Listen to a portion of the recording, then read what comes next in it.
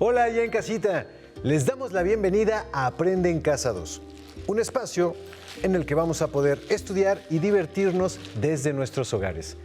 Hoy nos acompaña la maestra Mariana Teutli y el coordinador de curaduría del Museo Nacional de Arte, Héctor Palares.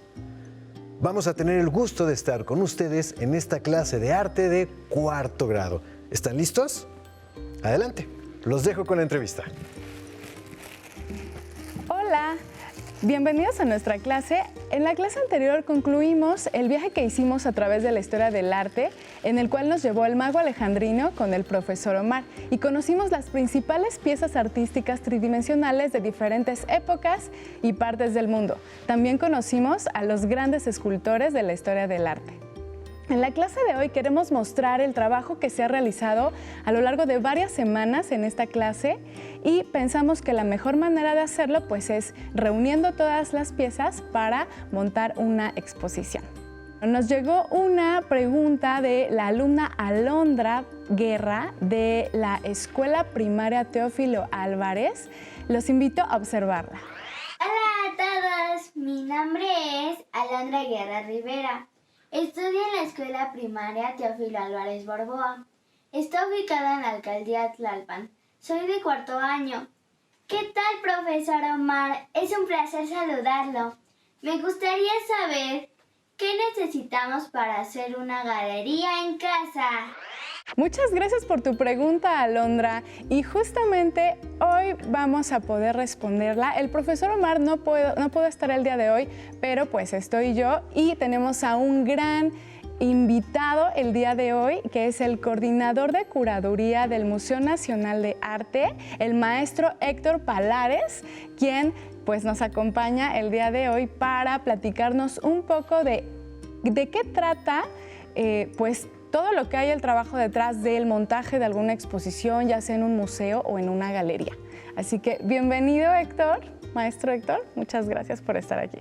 Encantado, Mariana. Muchas gracias a ustedes, a todo el auditorio, y esta pregunta tan interesante de Alondra, pues nos lleva a pensar cómo funciona un museo, qué pasa dentro de él, cómo se monta una exposición, qué características precisamente tienen las obras de arte al momento de seleccionarlas para que el público comprenda la importancia de un artista, de una época o de una exposición. Cuando hablamos, creo que es importante empezar diciendo qué es un curador, porque de pronto nuestros amigos seguramente se preguntarán eso. El curador es el equivalente a un chef. ¿Y por qué hago de pronto esta relación?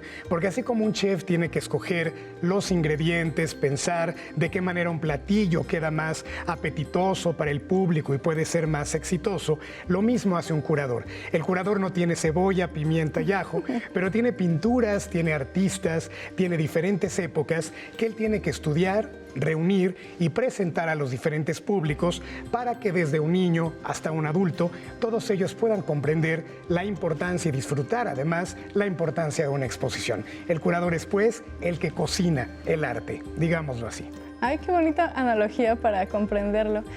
Y pues entonces, maestro Héctor, ¿qué tiene que estudiar alguien para convertirse en curador de arte?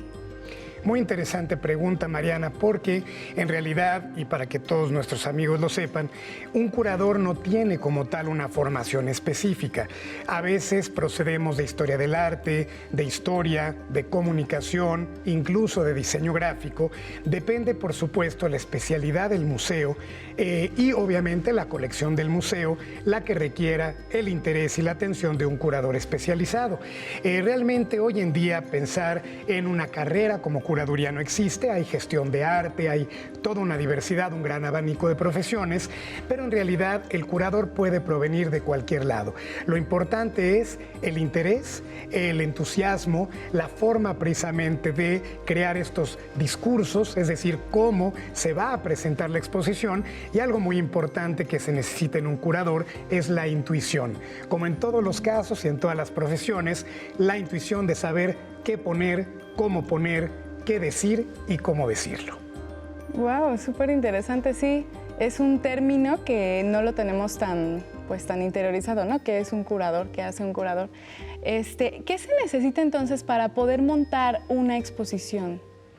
Bueno, hay muchos factores, indudablemente, Pero cuando una exposición se presenta ante los públicos, hay por supuesto que estudiar toda una serie de elementos como el color del espacio, hay que crear toda una atmósfera para que la exposición tenga evidentemente y cumpla con el discurso propuesto.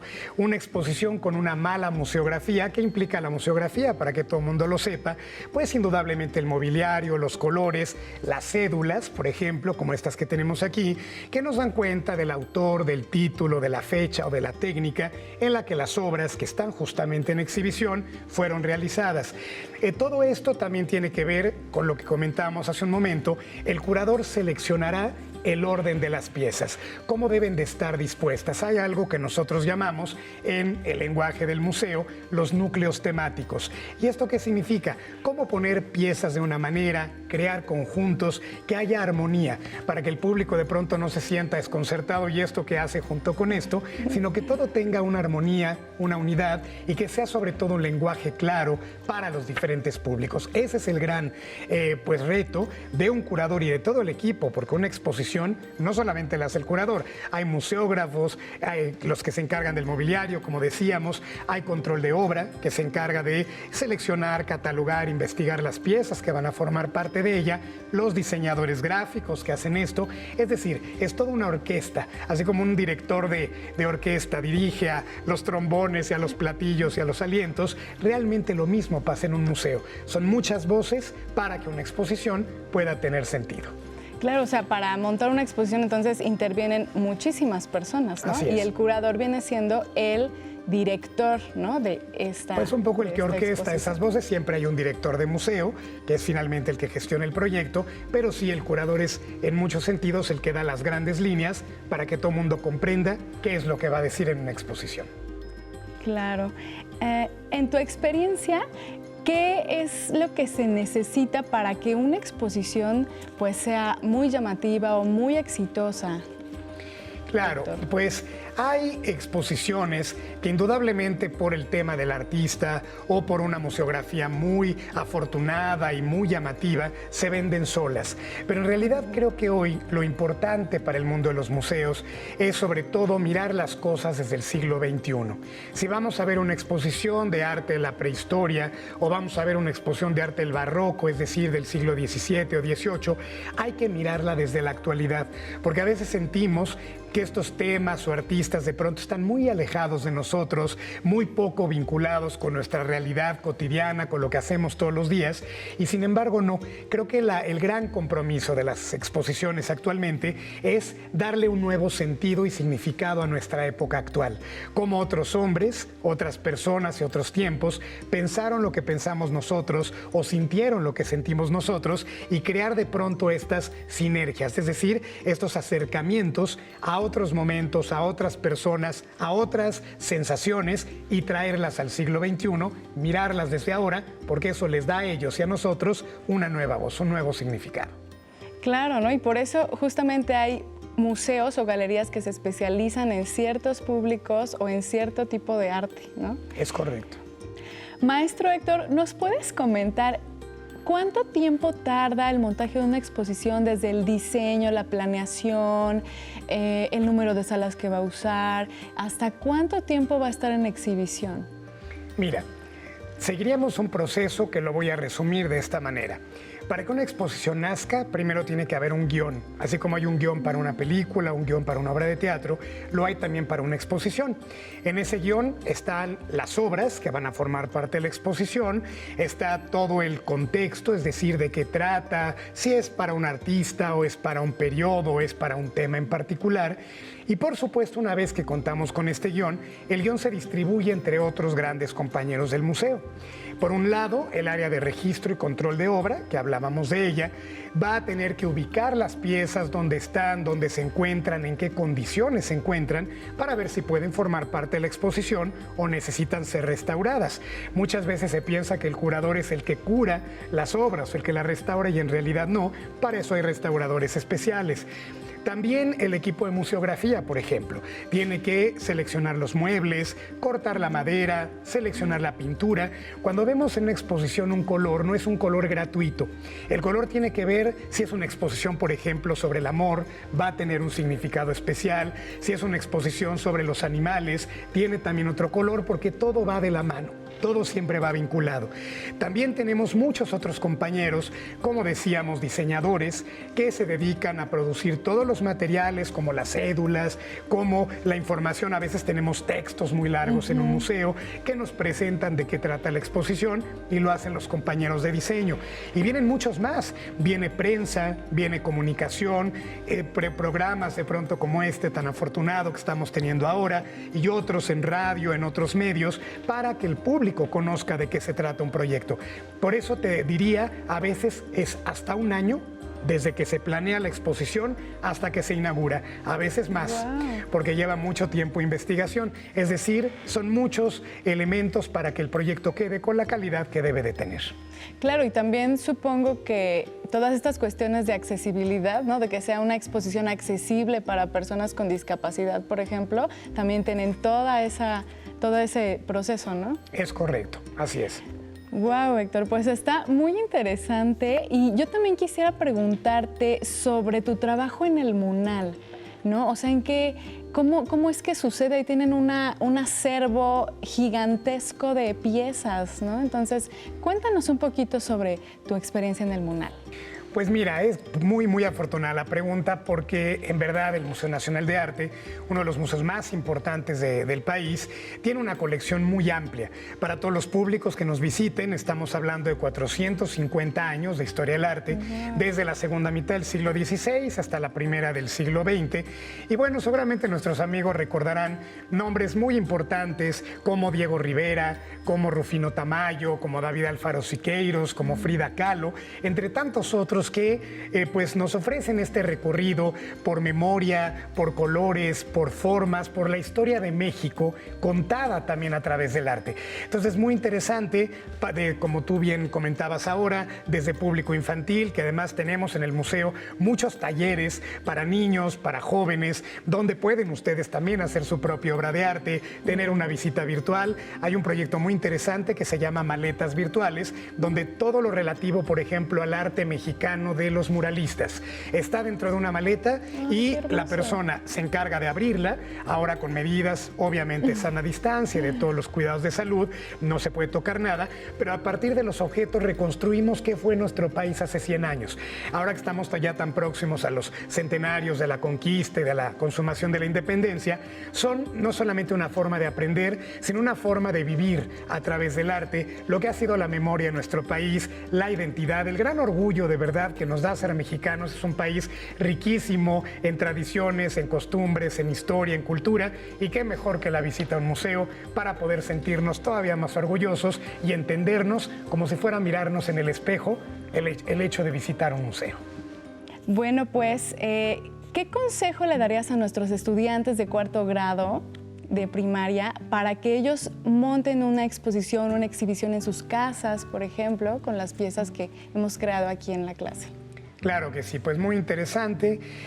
Me da mucho gusto además poder platicar, por supuesto, con ustedes de cuarto año de primaria, porque están además en un momento de una sensibilidad que de pronto la quisiéramos otros en distintos momentos de nuestra vida, ¿no? No olvidemos que el arte de entrada es comunicación. Cuando nos pensamos en el término de arte, a veces pensamos en algo muy complicado, muy sofisticado, o que tenemos que visitar un museo, una galería, y realmente eso comienza, respondiendo a tu pregunta, desde la casa. El arte es una forma de comunicar. Los seres humanos, desde el hombre neandertal, desde la prehistoria hasta hoy, comunicamos a través de la pintura, de la escultura, de la arquitectura, de la danza, de la música, en este caso particularmente arte tridimensional, donde compartimos nuestros intereses, compartimos nuestros temores, también de pronto nuestras grandes emociones. ¿Y por qué no empezar en casa, con objetos tan magníficos como los que nos rodean este día, dando cuenta de pronto de nuestra familia, de pronto de nuestros intereses, qué materia de pronto nos interesa más y cómo podemos representarla en el arte?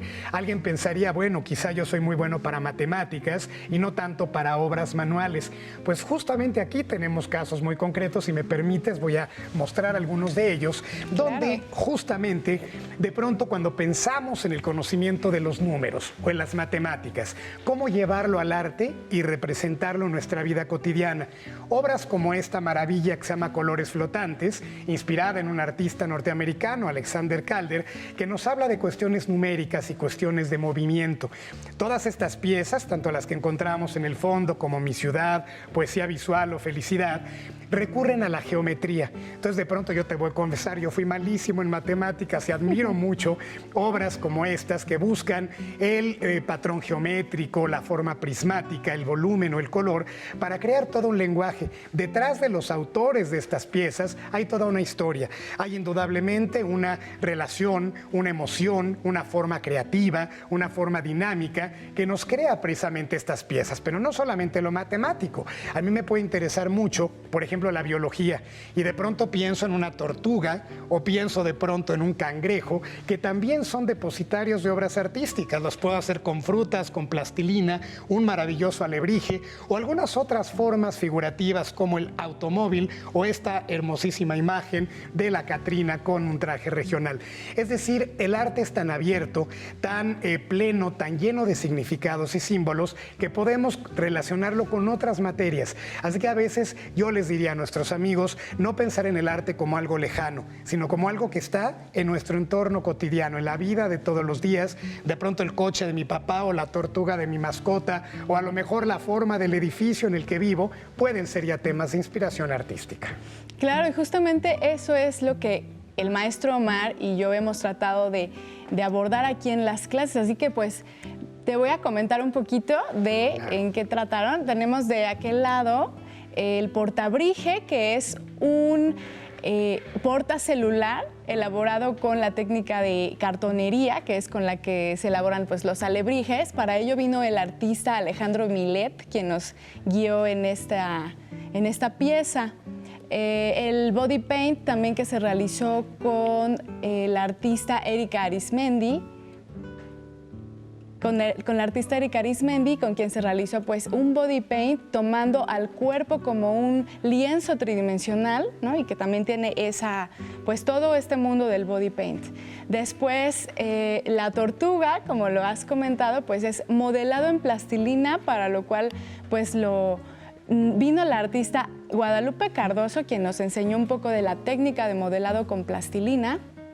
Y pues tenemos esta tortuga que construimos. Tenemos también el jabón tallado, que fue una técnica de sustracción en un material, pues como es el jabón, que es muy maleable para poder tallar, muy fácil y muy accesible pues en las casas. Y bueno, se hizo el carrito. Tenemos el cangrejo, que es un ensamble de frutas, que pues experimentamos pues con este término de ensamble con materiales naturales, como son las frutas o verduras. Y pues de este lado también exploramos mucho la composición a partir de cuerpos geométricos o de figuras geométricas, dando pues todo este orden, ¿no? Revisamos un poco la obra arquitectónica de Luis Barragán, vino el artista Jesús Urbina, con quien pues nos guió para justamente realizar este tipo de composiciones. Tenemos Felicidad, que es con tiras de papel, una composición con tiras de papel que nos da pues esta pieza, y Mi Ciudad, que está inspirada también en cuerpos geométricos acomodados de diferentes maneras. Y por último, la poesía visual, igual con el artista Jesús Urbina, que ya tiene que ver un poco con arte-objeto y utilizar la poesía de una manera visual, ¿no? Y se hizo de esta manera con una escalera, con papel.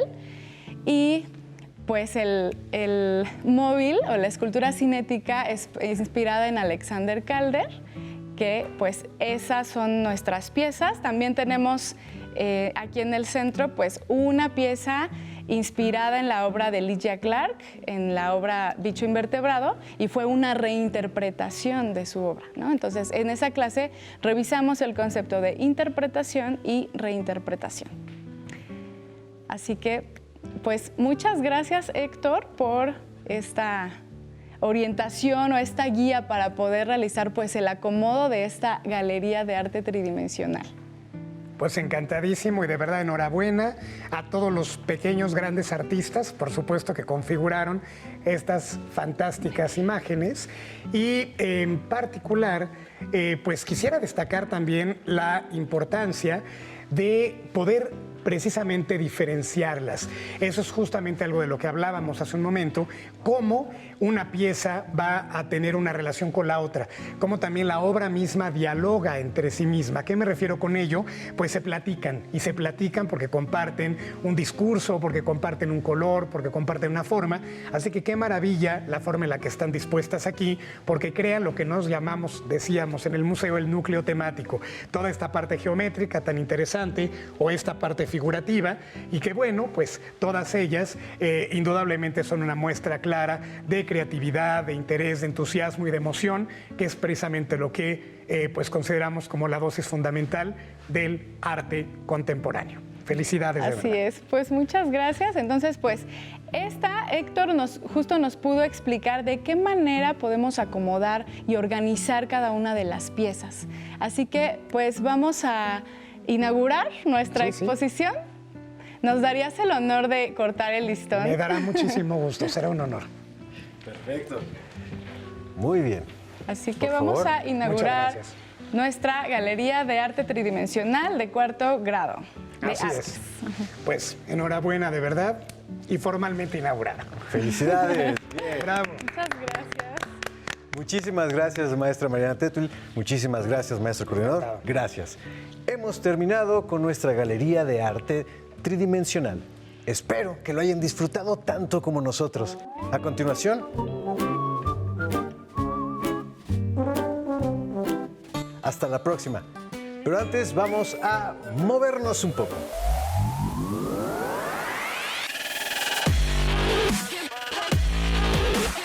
Recuerda, entre clase y clase, activa tu cuerpo. En esta ocasión vamos a trabajar la parte del abdomen, el estómago. ¿Qué vamos a hacer, Yair?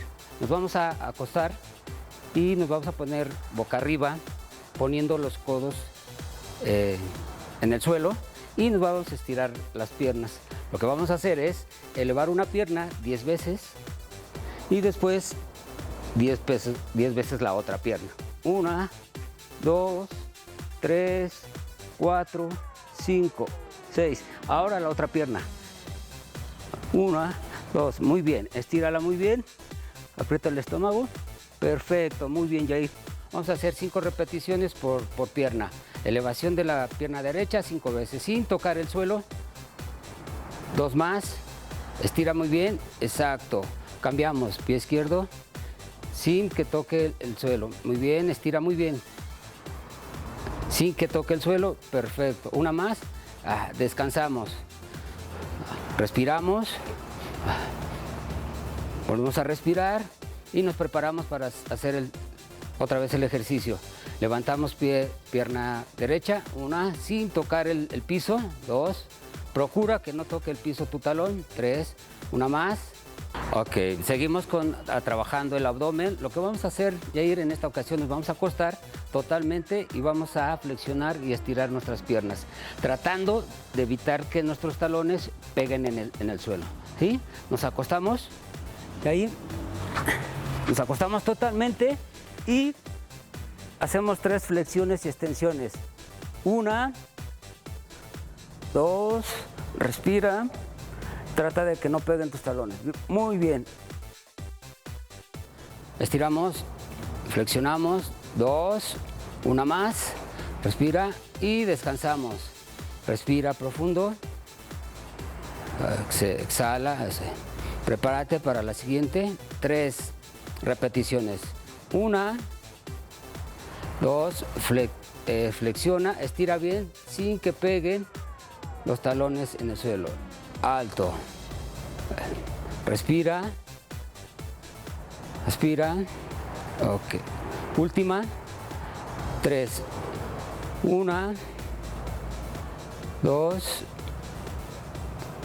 3. Muy bien, Yair. Bien hecho. Recuerda, al terminar la activación, no olvides la protección.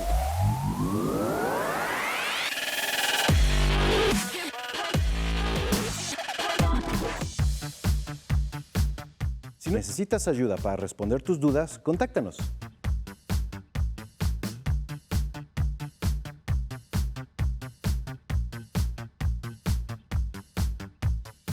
Para solicitar apoyo pedagógico, comunícate con maestras y maestros de lunes a viernes de 8 a 20 horas al teléfono 5541 720413 con 100 líneas. También puedes encontrar los libros de texto en la página conalitech.cep.gov.mx. Si quieres volver a ver los programas de Aprende en Casa, los puedes encontrar en la siguiente liga: aprendeencasa.cep.gov.mx.